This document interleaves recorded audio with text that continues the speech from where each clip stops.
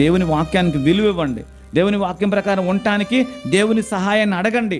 ఈ పరిస్థితుల్లో ప్రభా నీ వాక్యము పలానా వ్యక్తి జీవితంలో ఇలా నెరవేర్చబడింది కదా, మీరు ప్రభా ఇలాంటి ఒక పరిస్థితుల్లో, అంటే మీరు ఇలా అంటున్నాను ఇంకొక అనుకోవాకండి, ఒక యవ్వనస్తుని ఒక ఆమె బలవంతం చేసి నాతో పాపం చేయని పిలుస్తున్నా, ప్రేరేపిస్తున్నా, పరిస్థితులు అన్నీ అనుకూలంగా మారినా కానీ నేను చెయ్యను అన్నాడు అంటే అతనిలో ఎంత ఆ పవర్ ఉండుద్ది మీరు చూడండి, ఎంత శక్తి ఉండుద్ది మీరు చూడండి.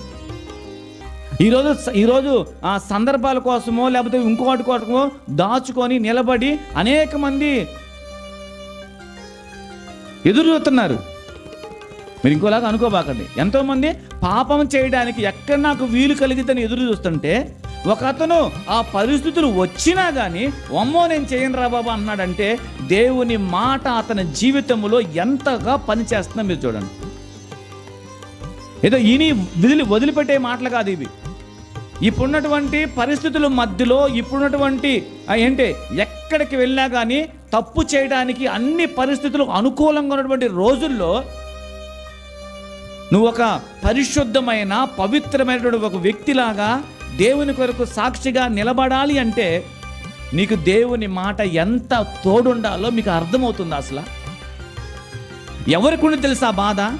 ఎలా నేను నా దేవునికి గొప్పవారుగా పేరు తెచ్చే వ్యక్తిగా ఉండాలి, నా దేవుణ్ణి మహిమపరచాలని కోరుకుంటూ ఉంటారో అలాంటి వారి జీవితాల్లోనే ఉంటాయే తప్ప ఏదో విని కాసేపు కూర్చొని వెళ్ళిపోదాం అనుకున్న జీవితాల్లో ఉండవు. అవి